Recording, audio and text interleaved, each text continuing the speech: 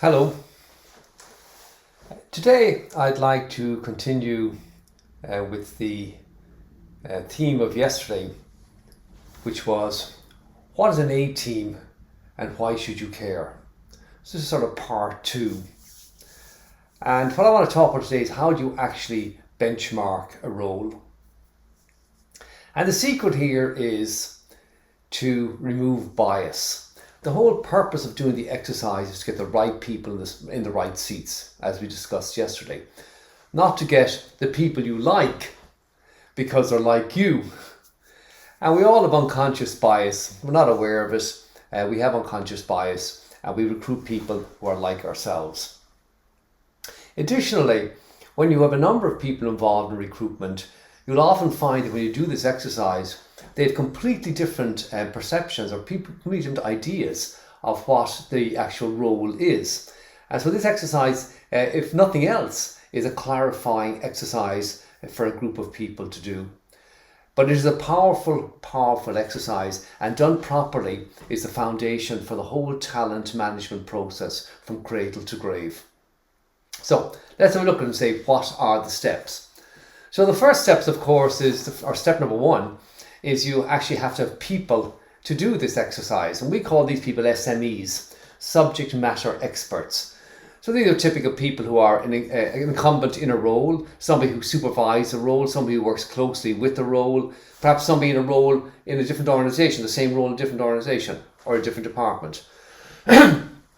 So you get these group of people together, people who know the role intimately, and you brief them on this process. And then what you do is, because remember, the problem we always have when we try to get people together is they never have time. So they can never make half an hour or an hour for anything.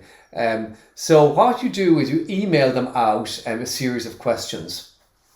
And the questions are very, very simple. 5 questions. And the first question is, why does this position exist? Why is it necessary? Its reason for being. And you're asking people to think big picture here when answering the question, not to think about an incumbent in the position, but think big picture. Why does the job exist? Its reason for being. And then the second question you're asking in the email is, what knowledge and skills are required for superior performance in the job? Third question is, what targets are the critical measures of performance? Like what are the critical measures of performance as they understand it for the role? The key result areas. You ask them, what are the limits of the job's authority? What authority does it have and in what areas? And then typically the last question we ask is, ask them to list 3 to 7 main duties or responsibilities of the job. And again, we ask them not to think in terms of the person doing the job, but think rather about how the job contributes to the company's goals and objectives. So I send that out typically in an email, and I say, Dear Joe, and I say, appreciate if you'd answer these questions, reflect on them over the next week, no rush. Anytime you have 5 minutes, just respond to this email and save it as a draft. And then every time you have 5 minutes, go in there and populate these questions with answers as they come to you. And what happens here is over that week, people will invest a significant amount of time in the process without realising they're actually investing time. Very hard to get them to give up an hour or 2 hours or 3 hours. But they'll take 5 minutes here and 10 minutes there and 5 minutes here, and it'll all accumulate over the week without them realising that in fact it's chunking out time on them. And then I always ask them to respond or to reply to me at an odd time. So typically I would say to them, please have your response back to me by Monday at 10:27.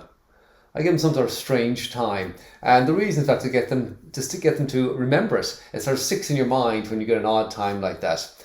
And when it comes back, so everybody comes back, I usually find that I get them back on a Sunday afternoon actually, because people work on them during the week, populate them, then on Sunday they sit down, they sort of edit them a bit and they shoot them off to me. That's typically been my experience. But when they come back, then you wordsmith them. So you take all these statements. So let's say we have 5 questions, or let's say we had 5 people, and let's say each one gave 5 answers to each question or 5 comments to each question.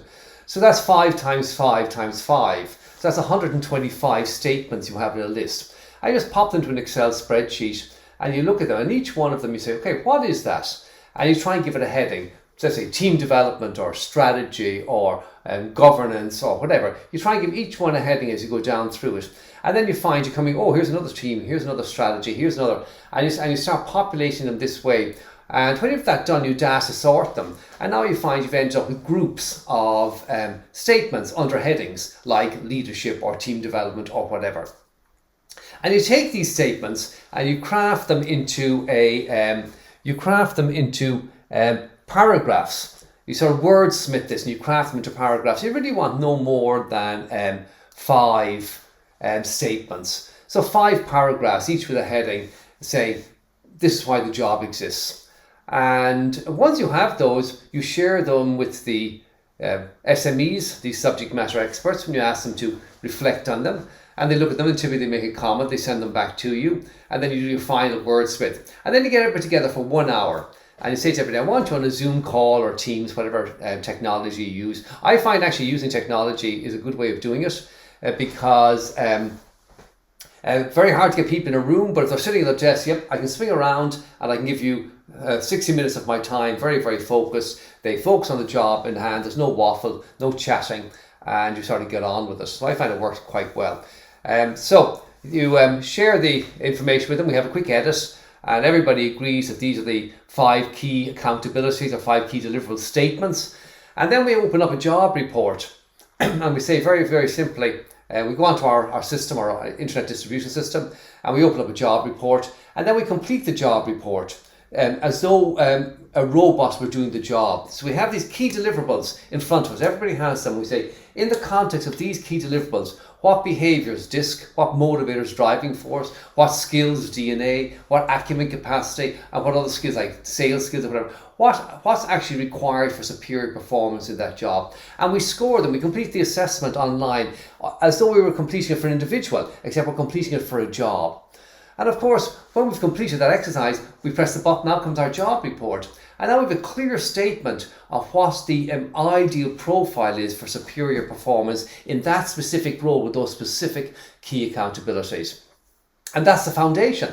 You use that for recruitment, for selection, for onboarding, development planning, succession planning, building bench strength, and so on and so forth. I want you to imagine extracting text from the report of the key accountabilities and using that in an advert to attract candidates, and people seeing and saying, that's me, or that's exactly what I'm looking for. And then imagine the recruitment process where you're actually screening people and comparing them to the job and picking the top candidates. Imagine then the actual selection process when you're going through the interviews, and having text coming out and having questions coming out that you can use to actually ask people questions. And then imagine when you're onboarding the person, comparing them to the person they're going to work for. So you can see how the two of them will relate, how they get on well together, comparing the reports side by side, showing them the gap between themselves and the actual job in a gap report, and producing a development plan for them, and then taking that and building succession plans and so on and so forth. So you can see how this pans out. This is really the foundation. The foundation, in my opinion, this is the foundation of really building this world-class team, this A team, getting the right people in the right seats. To get the right people in the right seats, you have to know what the right seat looks like, what it requires, what deliverables it has, and what profile is required in terms of behaviours, driving forces, competences, and so on for superior performance of that role. Measure the people, compare them to it, put development plans in place, and build a superior performing team. So that's part 2 of my what's an A team, why should you care, why should you bother building one, and this is how you do it. And if you do this effectively, you don't need to go out and find these world-class people that I mentioned in the first video on this. You can actually go out and take your existing team and develop your existing team, and then build the team and strengthen the team by matching people effectively to the roles. So I hope you enjoy that. I'm a great believer in this. To me, it's foundational stuff to building a team. So I'll talk a bit further about it perhaps in another video.